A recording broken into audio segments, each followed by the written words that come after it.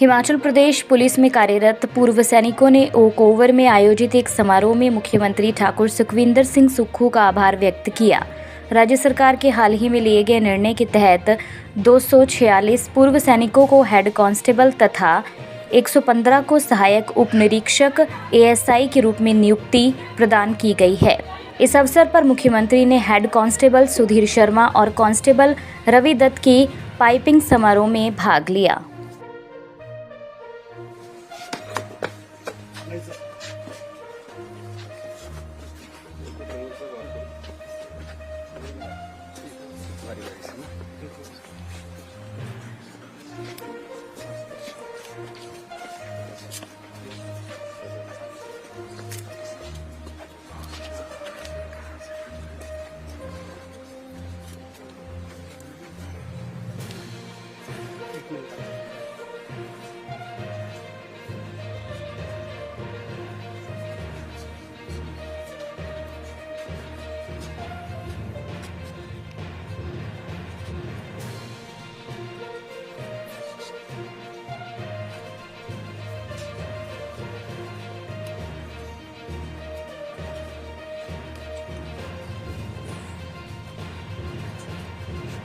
इनको भी लगाना है।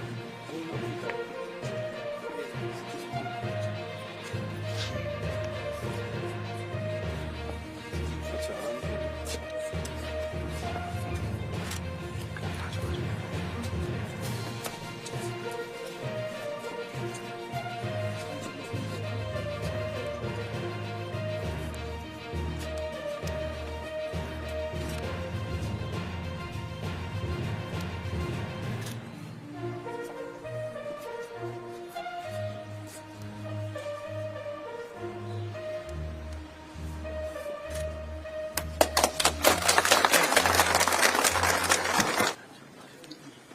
हमारे सम्मानित हेल्थ मिनिस्टर साहब कर्नल धनीराम शांडिल जी, डीजीपी साहब, एडीजीपी साहब, सभी पुलिस के अधिकारी, सभी पुलिस के हमारे कर्मचारी, सबसे पहले तो मैं आपको बहुत बहुत मुबारकबाद देना चाहूंगा कि एक लंबे अरसे के बाद जो देश की सेवा करके प्रदेश की सेवा में अंदर आते हैं उनको कोई प्रमोशन नहीं मिलती है।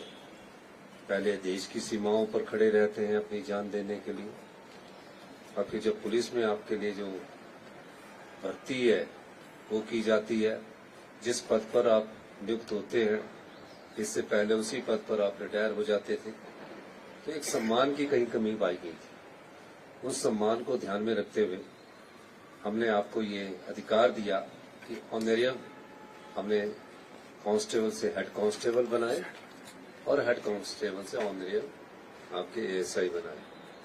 तो ये एक सम्मान आपको दिया क्योंकि आप प्रदेश में कानून व्यवस्था को बनाए रखते हैं। प्रदेश की सेवा में चाहे रात है, चाहे दिन है, चाहे कोई घटना घटित हो जाती है, चाहे दुर्घटना हो जाती है, चाहे कोई एक्सीडेंट हो जाता है, कई बार आपके साथ बहुत मिसबिहेव भी हो जाता है, फिर भी आप सहन करते हैं। इसलिए ये आपको हमने ऑनरेरियम सिस्टम को हमने लागू किया है, और मैं धन्यवाद करना चाहूंगा सभी अधिकारियों का कि आपने ये बात मेरे ध्यान में लाई और उसके बाद हमने इसको लागू किया। एक और बात मैं आपको कहना चाहता हूं कि जो आपको कई प्रकार के प्रलोभन, जब कोई उच्च पद पर बैठे होते हैं या राजनीतिक लोग होते हैं या बड़े धनवान लोग होते हैं, उनके एक व्यवस्था ऐसी बनी हुई है कि प्यार से ना माने, सब प्रकार के प्रलोभनों से ना माने, तो वो एक तरफ से आपके खिलाफ ही एफआईआर दर्ज कर देते हैं। और फिर उनका संपर्क पुलिस में भी ऐसे अधिकारी होते हैं कि जिनकी आपस में नहीं बनती है, तो वो उस प्रभाव का इस्तेमाल करके उस कर्मचारी के खिलाफ एक एफआईआर दर्ज करने का दबाव डालते रहते हैं, जिससे क्या होता है कि आपको प्रोटेक्शन नहीं मिल पाती और आपका दिल भी टूटता है और आपका काम करने का जज्बे में भी कमी आती है। आपकी ईमानदारी को खरीदने की जब कोई कोशिश की जाती है तो उसमें कई तरीके अपनाए जाते हैं। तो ईमानदार व्यक्ति तो बोला जब आर्थिक रूप से नहीं मानेगा तो उसको प्रताड़ना का रूप देकर उसको तंग करने की कोशिश की जाती है।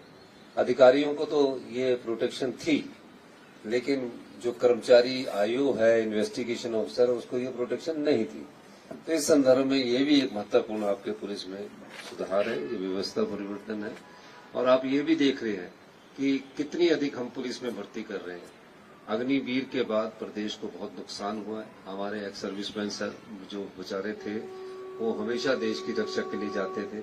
अब जो भर्ती थी खासकर हमीरपुर, उन्ना, कांगड़ा, बिलासपुर में हमारे एक्स सर्विसमैन सेल का बहुत महत्वपूर्ण प्रदेश के विकास में रहा है।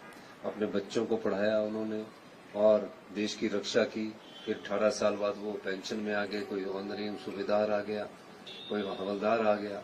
लेकिन अब वो जब अग्निवीर हुआ तो मैंने देखा कि बच्चों में रुचि कम है। नहीं तो सवेरे 4 बजे उठकर बच्चे दौड़ लगाते थे। उस कमी को दूर करने के लिए और अपनी आर्थिक क्षमताओं का आकलन करने के बाद हम ये चाह रहे हैं कि पुलिस में हम अधिक से अधिक भर्ती करें और पुलिस एक अनुशासित फौज की सिपाही की तरह हमारे काम करें। तो आपने देखा कि अभी 1200 की कुछ की भर्ती की है, 800 की और भर्ती कर रहे हैं। 700 होमगार्ड की तो मेरे ख्याल 15 साल बाद भर्ती होगी है। इतनी भर्तियां इससे पहले कभी नहीं हुई थी और अभी हम और भर्तियां करने जा रहे हैं। तो कई प्रकार से हम आपके पुलिस में भी परिवर्तन कर रहे हैं। आने वाले समय में हम इसमें और परिवर्तन करेंगे। उच्च अधिकारियों की जो पद है ना उसको हम कम करने की सोच रहे हैं। इतने सारे डीजीपी है, इतने सारे एडीजीपी है, काम एक ही है, तो थोड़ा सा निचले स्तर पर उसको जरूर कम किया जाए। तो मैंने अभी बात की थी कल ही, जो हमारे चीफ सेक्रेटरी बने डीजीपी साहब से भी बात की है, इन पदों को भी कम किया जाए। जबकि हमने फॉरेस्ट के आईएफएस ऑफिसर के 117 में से 86 पद हमने कम कर दिए हैं। आईएएस ऑफिसर थोड़े अपनी स्ट्रांग लॉबी रखते हैं तो उनके अभी 153 से 147 किए हैं।